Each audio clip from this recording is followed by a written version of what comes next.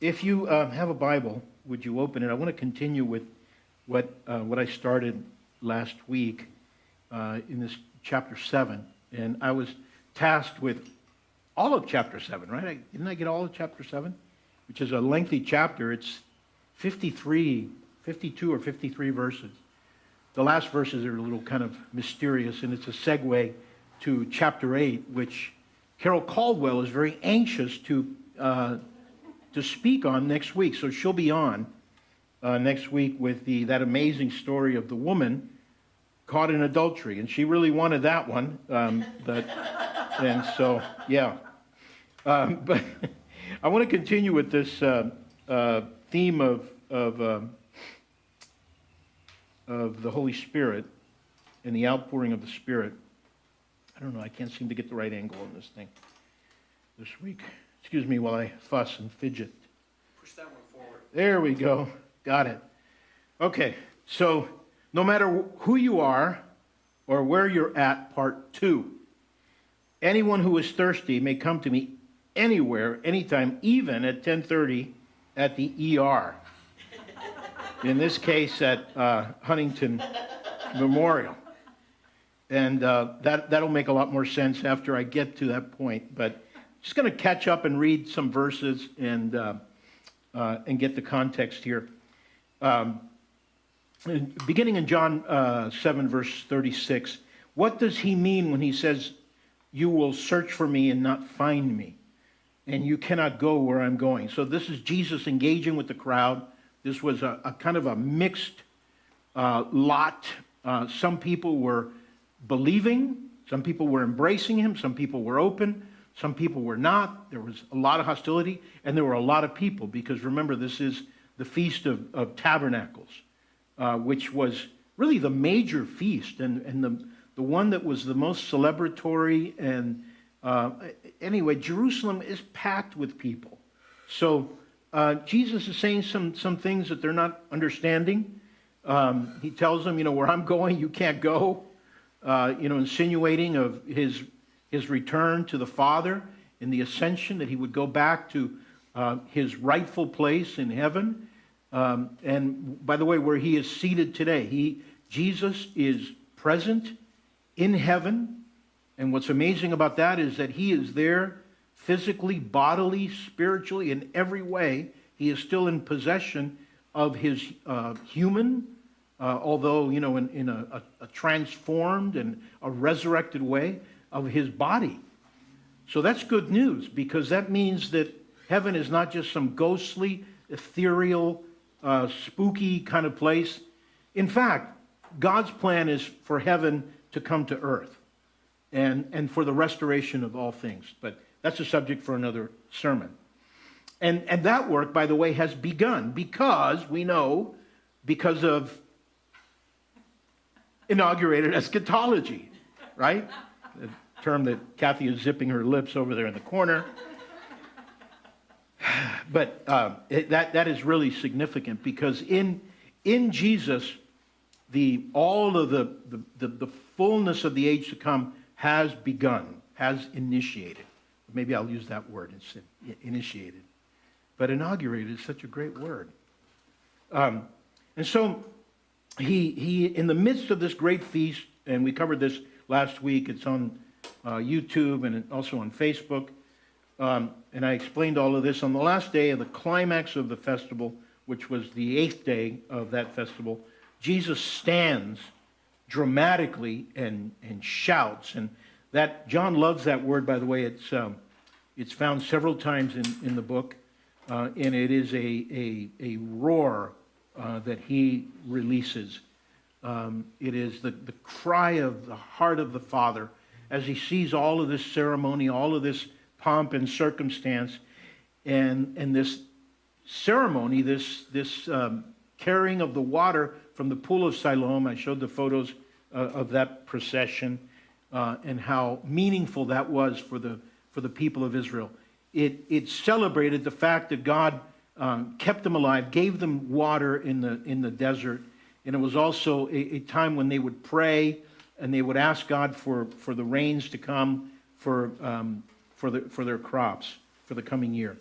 And Jesus stands and he says, anyone who believes in me may come and drink. For the scriptures declare rivers of living water will flow from his heart. And again, this is speaking primarily of the heart of Jesus, the one who is the living fountain. This is a prophetic verse, and I showed that last week. I showed how this is primarily speaking of Jesus, not primarily for those who would believe, although the drinking of the Spirit happens in the context of belief.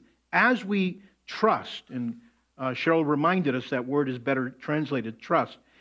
As we trust in Jesus, in any given situation, it releases the flow of the Spirit, which is now, of course, also resident in us, living inside of us. Just to continue here, and then there's an explanation here in parentheses from John. This is John the Apostle, his commentary on what Jesus said. And he said, when he said living water, he was speaking of the Spirit who would be given to everyone believing in him. But the Spirit had not yet been given because Jesus had not entered into his glory.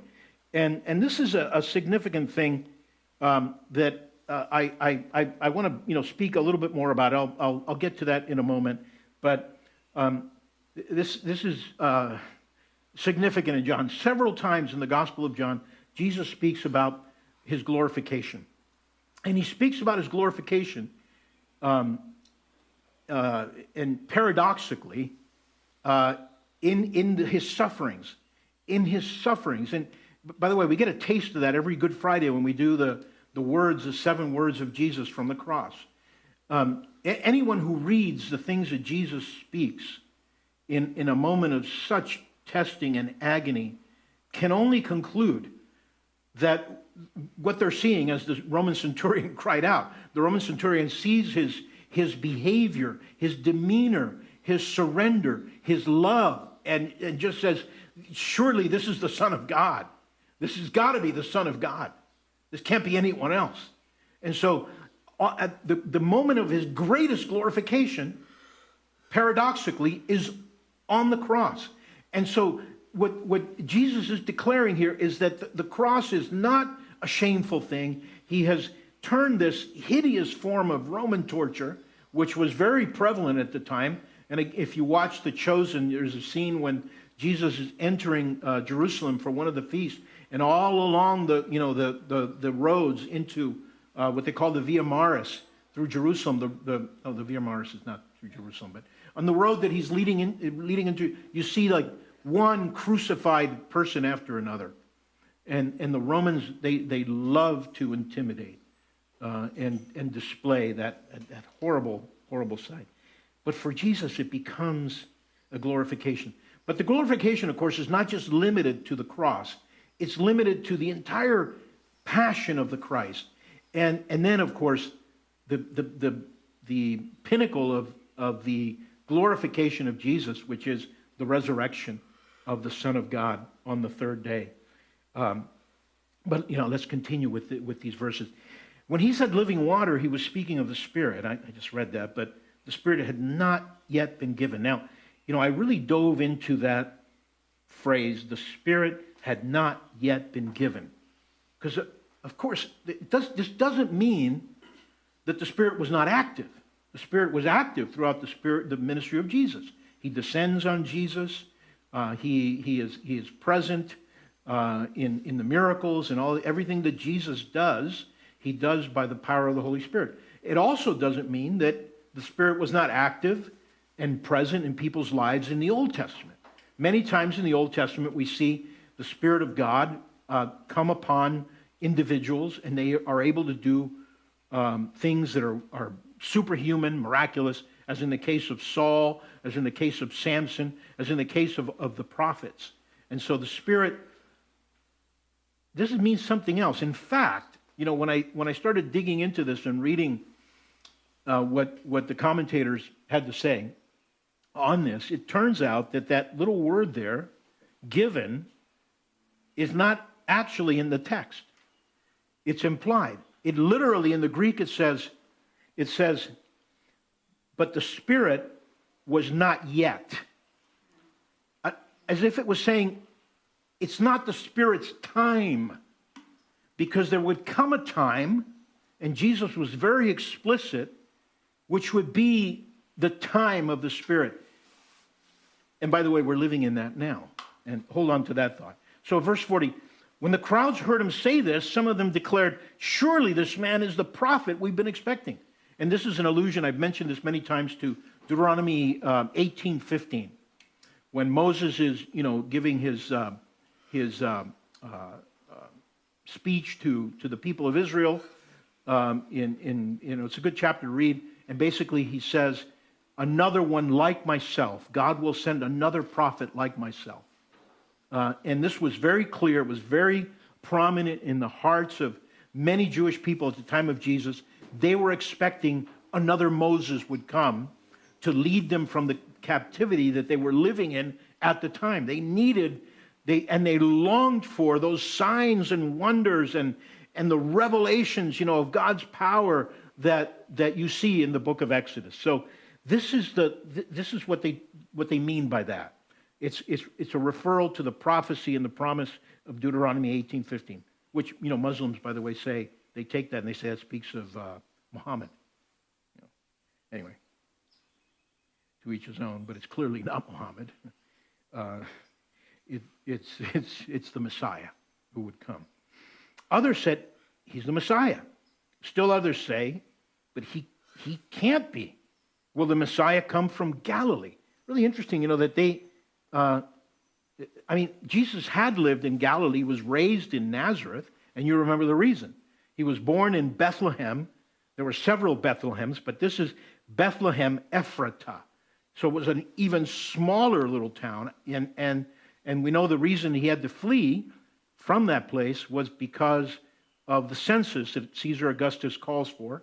Jesus and his family leaves there, and they wind up going off into exile in Egypt until Herod dies, and it's safe to come back. There's a great book written by Susan Rice, and I think a film of it was made called The Young Messiah. You can see The Young Messiah on Netflix, and it's pretty accurate about his experience. And Young Messiah actually incorporates some of the pseudographical books and so forth, but that's a little rabbit trail that I don't want to go on. So they're saying Messiah from Galilee? No, that's the northern part of Israel, and the Pharisees are also they look at Galilee as if those are the hicks, and we're the sophisticated ones here living in Jerusalem. Nothing good comes from Galilee, they said, and which is not true. I think Samson comes from Galilee and Nazareth and so forth, but I may be wrong on that. But they didn't have a high view of the northern tribes of Israel. But we know in Isaiah there's a special promise, that it talks about that. It talks about how the glory of God would be revealed to those living in darkness in Zebulun and Naphtali, these northern portions of the kingdom. And that's speaking of the ministry of Jesus. He spends a lot of time in Galilee and performs most of the most wonderful miracles up there. Of course, except for the raising of Lazarus and so forth. So, just to continue, for the scriptures clearly state that the Messiah will be born of the royal line of David in Bethlehem, the village where King David was born. So they didn't make that connection. That was kind of lost again because of how Jesus was spending most of his time up north in Nazareth, which is in the south of Galilee. So the crowd was divided. Now this is significant. Some even wanted him arrested, but no one laid a hand on him. And this is interesting. This is an important thing to note. There was all this melee. No, Dad, arrest him. No, you shut him up. No, he could be the Messiah. Will Messiah do greater miracles? And so the guards who were there. Let's read on because this is really interesting context. When the temple guards returned without having arrested Jesus, the leading priests and Pharisees demanded, Why didn't you bring him in? These leaders were very upset because Jesus is now creating a lot of trouble from them. And these guys are under an immense amount of pressure from the Roman governor to keep things calm. And it was not. There were rumors of a Messiah, of another king. He had already cleared the temple. He had a lot of followers. It was beginning to become, people were getting very, very nervous. And Jesus was a source of tremendous anxiety for them. They wanted him silenced. Why didn't you bring him in?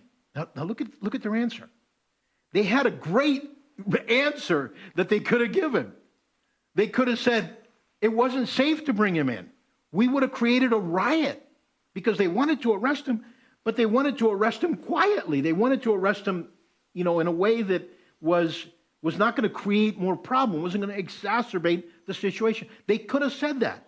They could have justified themselves. They could have had a really good story for the leading priests and the Pharisees, but instead, they say this. And this is one of the 2 points that I'm going to make. I'm going to make 2 points, and then I'm going to tell you a story, and then we're going to pray and have communion, and we'll be done. But there's something very wonderful here in verse 46. That in fact, there are 2 things in these verses that I want to bring out. One of them is in this verse. Look at this response. We have never heard anyone speak like this. The New Revised Standard Version, which I'm reading a lot more of now, by the way. The NRSV is, according to Bible scholars now, the most accurate available translation.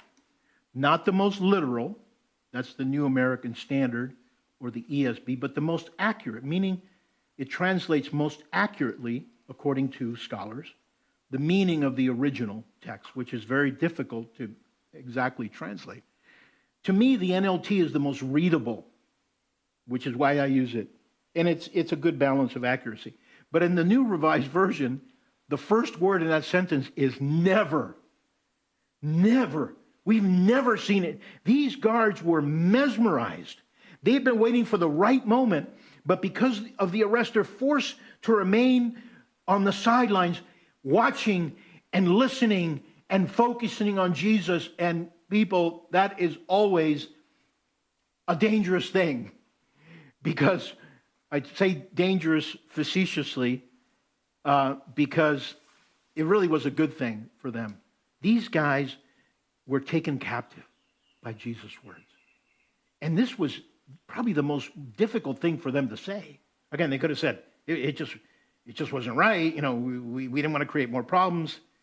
But I submit to you that they were captivated by Jesus because Jesus was captivated by the Father. And by the way, this is one of the 2 points that I want to make, 2 things to consider. Jesus was captivated by the Father and the Father's glory. Police officers are not usually carried away by someone's public speech. They're people that are under control. Have you ever tried to tell a cop a story, like your version of things? You realize, they don't really care. They're there to apply the law, and we'll sort things out later. Those of you, of course, who have been arrested, I'm assuming. Raise your hands if you've been arrested ever. Okay, so I'm alone in that one too. But they're very professional. They're trained to kind of withhold judgment at the moment. Yeah, good story, But they're not carried away by a public speech. A.T. Robertson says this in his commentary. They had fallen, speaking of these officers, under the power of Jesus' words. They were mesmerized, is probably the best word. Jesus spoke like no one else because no one else pursued the glory of God like Jesus. No one else pursued the glory of God like Jesus. Jesus was more concerned, and this is the key thing, this is a good takeaway. Jesus was more concerned in every situation that he's in. You can see this in the Gospel of John throughout. For the glory of God his Father than anything else. And what does that mean, the glory? The Greek word is doxa, the shining, the making God look good, exalting God. This was his passion. And we see over and over again, he's not afraid of people. We read in John 2:24, Jesus did not entrust himself to the crowds. Jesus was not about to be manipulated by the crowd in their whim. We read in John 5:41, he didn't receive glory from them. He loved and lived in that wholesome awe, which is, the word fear is really a bad word there. It's really just in awe of the Father. His commitment to the pursuit of God's glory freed him to say what needed to be said when it needed to be said. And it made what he said so powerful and really unpredictable. If you read the Gospel of John through that lens, you go, yeah, this is... And by the way, I think this is the secret at the core of why the Father honors him, honors the Son, and why they're working in this amazing relationship. So the officers are waiting for the right moment, the right words, but what they heard had such an overwhelming impact that they didn't even try to give their superiors an answer that would have justified their actions.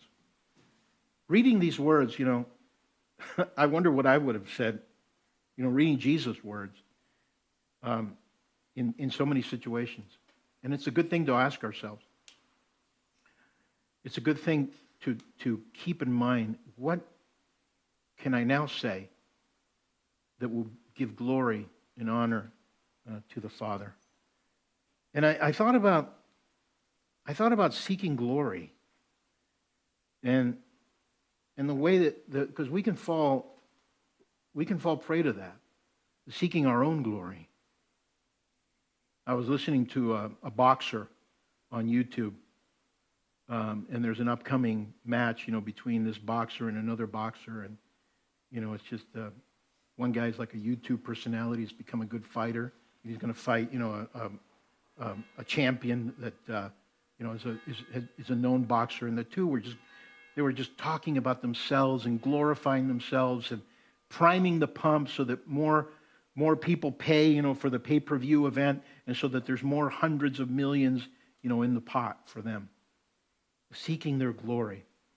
But I thought about the ways that, I've sought glory and recognition and affirmation, and how much of a trap that is, how much of a bondage that is, and how important it is to be set free from that.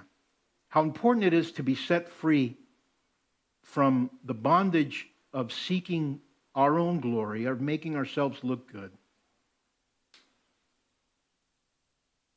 in the course of carrying out the ministry that God has given us. Paul said, it's for freedom that Christ has set us free. And I think that one of the greatest freedoms that we can have is the freedom from pursuing our own glory. From allowing ourselves to be waiting under the mighty hand of God, for God to exalt us. Self-exaltation in the ministry and in the church is the most dangerous thing that there is. And I think it's responsible, and it's leading to much of the abuse of power, the abuse of people. Because when our focus is on self-glorification, people can get in the way, and they're just objects to be moved. And it's a dangerous thing. Jesus models this true freedom, the pursuit of God's glory, because he trusted the Father. He believed the Father. He believed that even if he allowed himself to get into a difficult situation and say things that were dangerous or go to places that would compromise him, that the Father was with him. So that's my first point. That's my first point. There's something wonderful in this. Seeking the Father's glory. And in the words of these guards, they were captivated because what they were watching was the display of the glory of God. They didn't know it. They probably didn't have words to explain that. But that's what they were seeing. They were seeing the display of the glory of God, of Israel, come back to the temple. It was the same glory that was so awesome that we read in when Solomon blesses the temple, and when they do that inaugural meeting in the temple as it was completed, they say that the weight of the glory was so great. I think there was something like that as Jesus was standing and crying out in the Feast of Tabernacles. So, and secondly, because of Jesus' glorification, eventual glorification, because he submitted to the glory of the Father, and because he waited and trusted that the Father would glorify him. You know, if you look at Jesus' behavior and his words and all of the events leading up to the cross in Holy Week, he really had to trust God. You know, I thought about that as I was getting a stitch last night in the hospital at 11. I'll tell you a little more about that. At 11 p.m. I'm thinking, is this going to hurt? And I'm thinking, what a coward. You know, here I am laying down. They're about to inject me with a anesthetic. And I'm thinking about everything the Lord went through. And do I have to brace for this?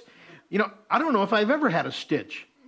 I think that's the first time I've ever had a stitch, other than a dentist. But, you know, with the dentist, you're so numbed and out of it that you could care less. You know, here I didn't know, I've been pinching that little skin tab, which I'll tell you a little bit more about in a moment. And I even got a photo of it. But Kathy's going, no, don't show it. But the things that Jesus had to trust God in. But because he's glorified. And we go back to that verse 39. The Spirit had not yet been given. Again, that's a bad translation. It was not the Spirit's time because Jesus had not been glorified yet. But because of this glorification, the river of God is here. And this reminds us of an earlier encounter with the Samaritan woman. Remember in chapter 4, so long ago. Who spoke on that? I forgot. Was it Carol Ann? And Jesus says to her, if you knew the gift of God and who it is who says to you, give me a drink, you would have asked him and he would have given you living water. So there's many glimpses of this living water and the promises throughout the Old Testament. One of them is in Psalm 46. And that verse says, there's a river whose streams make glad the city of God, the holy dwelling places of the Most High. God is in the midst of her. And I think that's part of the idea of tabernacles, too, is the flowing of water, the promise of the river, the words of Ezekiel that all of the Jewish people knew, of the glory returning to the temple and living water flowing out in all directions from the temple. And it's in the midst of that Jesus stands and says, if anyone is thirsty, let him come to me. Because as the scriptures say, that's important that we don't leave that part out. The scriptures say he will cause, speaking of the Messiah who would come, would cause rivers of living waters to flow out of those who, from his inner being, rather. So there is a river, that's the same river that Jesus is speaking of, whose streams make glad the city of God. God is in the midst of her. And that's exactly a recreation of what happens in tabernacles. God, in the form of flesh, the living Logos, Jesus stands up and he shouts. And so there is a fulfillment. Andy Park wrote a song a long time ago. I think this was in 94. This was, when the Vineyard was going through that whole revival. There was a revival not only in Toronto, but there was a revival going on here too in Anaheim. And he wrote this song, "Down the Mountain, the River Flows." And it brings refreshing wherever it goes. Through the valleys and over the fields, the river is rushing. The river is here. I love that. I love those words because, in the Pentecostal tradition, you're always hearing about the river that's coming, the revival that's coming. And it's always in the future. It's always the big bang about ready to happen. But that's not what the Scripture teaches. The Scripture teaches in John 7:39 that we're in the time of the Spirit. This is the Spirit's time. It was inaugurated because of Jesus' glorification. And that river makes people happy. The river of God sets our feet dancing. The river of God fills our hearts with cheer. The river of God fills our mouths with laughter. This is the river that Jesus is describing. It explains in his words in retrospect. The Spirit had not yet been given. Again, that given is not in the Greek. In fact, there's no word for that. It literally says it was not yet Spirit. It was not yet Spirit. But folks, I submit to you, it is now Spirit. The Spirit is here. The Spirit is now. The Spirit is not hiding from us. The Spirit is flowing, and it's always available. And with that, I'm going to tell you a story. I'm going to tell you a little story. This is not my skin tag, by the way. This is somebody else's skin tag. But that's what it looked like. I call this the beginning of sorrows. Or once upon a time, there was a tiny little skin tag. All right, let's make that go away because I don't want to look at that. I think you don't want to look at it either. It had been a really long, hard week of work. Not if you agree, Kathy, if you agree that this was a hard week for me. Or I'm not just trying to feel sorry for myself, right? Or garner any sort of pity. But anyway, trapped elevators, going to the building, all this stuff going on. Memorial services and just a lot of sadness, a lot of loss. Good friends of ours, who lost a son to suicide last week, and just conversations late at night. And I didn't have much time to prepare a sermon. So after the memorial yesterday for Bruce, I would look forward to coming home and working on a little bit of the sermon, the pursuit of sermon glory. But God had another plan. God had another plan. On Saturday morning, I tried to remove that annoying little skin tag at 10 a.m. And spoiler alert, by the way, this is not a DIY. Don't do this at home. It could lead to a small life crisis. At 10 a.m., I had Kathy snip this little thing dangling, this little piece of flesh dangling from my arm, and put a Band-Aid on it. Back to work I go. And when I feel this warm flow going down the side, and it wasn't sweat. So over the next 6 hours, our bathroom becomes an de facto ER as Kathy and I furiously tried to stop the flow of blood that would not stop. And, fortunately, it was a tiny, I don't know what I hit. Some people think it's a vein or a capillary. Nothing worked. Super glue, bandages, large, massive paper towels, it didn't matter. It just kept bleeding. Pressure, ice, it just kept bleeding. At 3 p.m., we had to come here. So, we placed several bandages. We brought out the big bandages. We taped, paper towels over it. And off we go to church. 30 minutes before the start of the service, I go to the restroom to check this, and man, it was a mess, as Cheryl can attest. Because at that point, we brought in the heavy hitter and put Cheryl's nursing skills to work with another series of bandages and paper towel tape, and off I went to lead that service. After the service, I'm thinking, it feels kind of okay. I don't feel any flow. But it was because that paper towel had become a kind of a dam, that it was just filling. If I had done any sort of quick movement, you may have all been doused, those of you who were here. So, sprinkled with the blood, literally. Nothing worked. No Band-Aids. Nothing worked. So off I go to the ER at 9 p.m. And now I am not in a good mood. Because I'm thinking, here goes another one of those, 4:30 in the mornings. I'm distressed. The blood pressure's going up. Remarkably, when they took my blood pressure as they checked me into the ER, it was pretty good. It was 132/93. And I'm thinking, it could be worse. It's because you had a hole in your arm. I had a hole in my arm. It was letting out the pressure. Darn, you ruined it for me here. I thought, I'd rather conclude that I got miraculous healing when people prayed for me. But now, frustration is not an adequate word. There goes sermon glory, because every pastor wants to stand up and sound really informed, intelligent. You want to have good things to say, and you need time. It really takes time to do that. After the doctor tries all these different, they check me in, they put me in the triage area. She brings out these little syringes with glue, tries it 2 or 3 times, tries pressure, tries to, nothing. And I'm going, is this my lot in life? Am I just going to bleed out through a tiny little thing? And this is how everybody has to go after all, kind of, entertaining possibility. But yeah, so she finally says, I got to stitch this. And I'm thinking, but we can't do it here. We got to take you to another part of the hospital. And I know how that goes. I've got experience with ERs. I'm thinking, here goes 1 o'clock in the morning.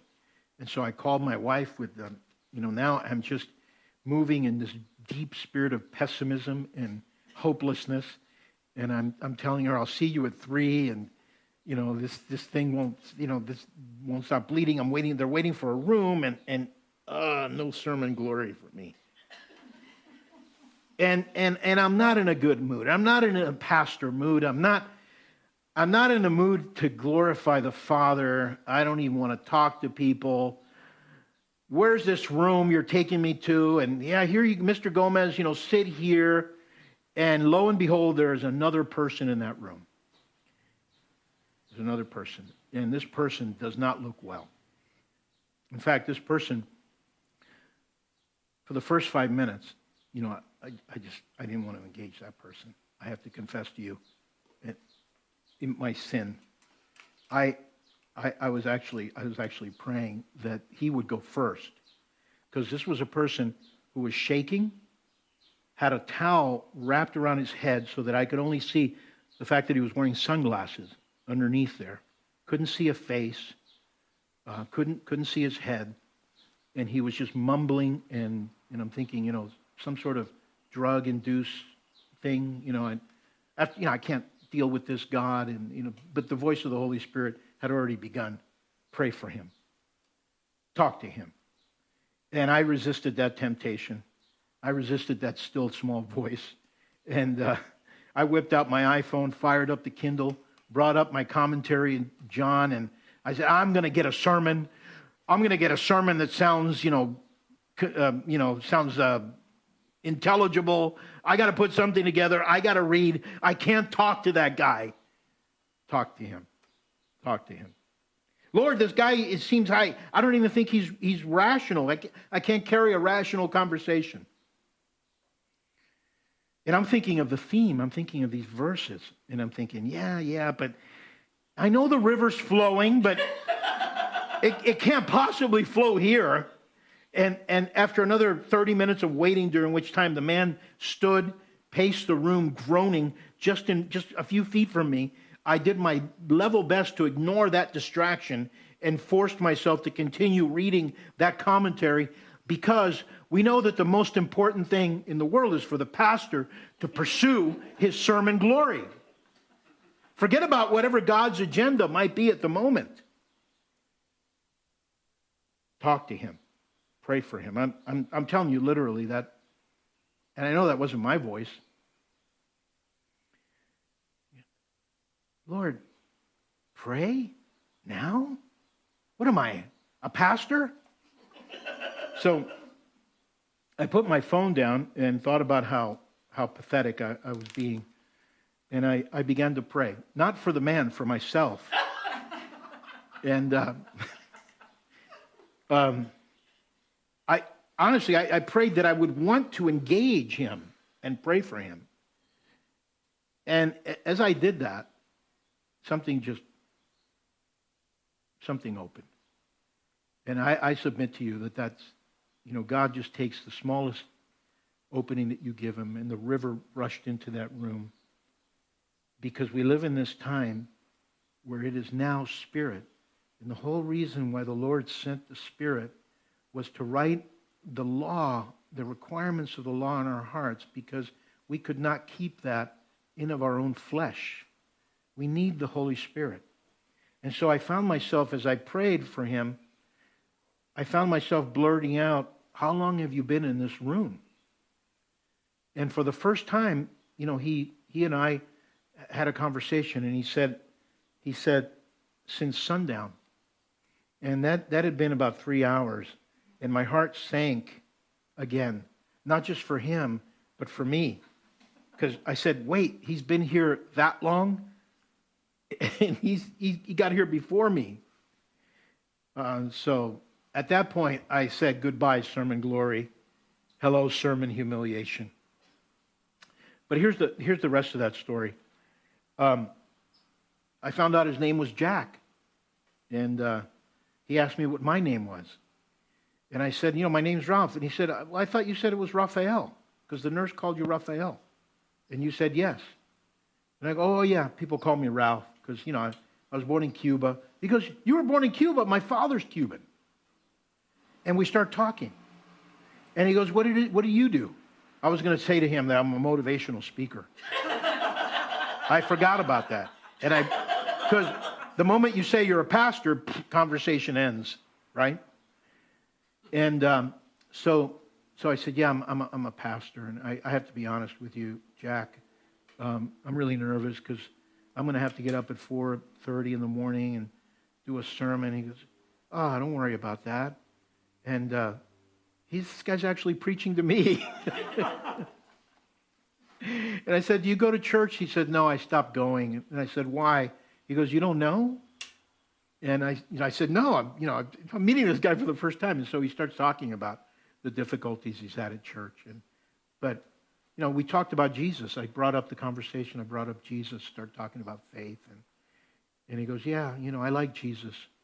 I don't so much like church, but I like Jesus. And I said, well, you should try to come to our place sometime, and where is that? In Monrovia. You know where the Baptist church is? He knew Monrovia. So we may see Jack here one day. But, I prayed for him and blessed him and laid hands on him, even though he was describing some symptoms that were pretty scary. He'd had a fever all day. You get, oh, great. I'm going to come to the hospital and get COVID on top of everything else. But I laid hands on Jack and prayed for him. I don't know what happened to Jack, because at that moment, as I'm praying for him, just at the moment that I finish, and I say, may the Lord bless you and heal you. The doctor comes in and he says, Mr. Gomez, would you come? We have the room ready for your surgery. And I left the hospital wondering, is this the reason why the blood from that little skin tag kept flowing? Who knows? Who knows? But what comes out of this chapter is that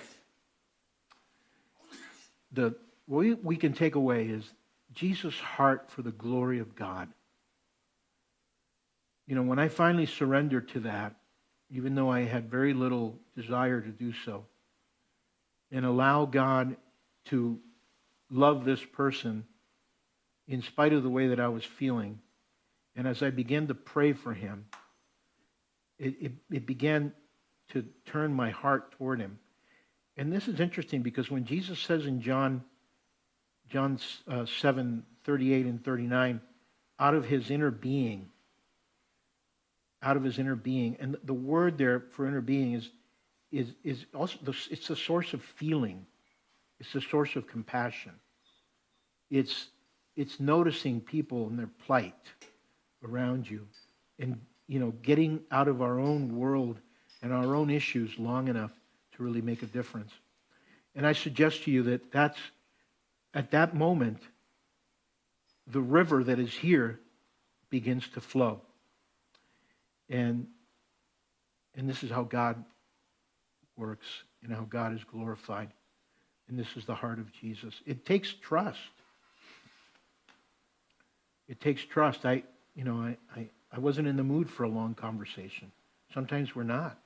It takes trust to think that something significant could come from this, from a sacrifice of our time, of allowing God into those moments. And this is what Jesus lived in.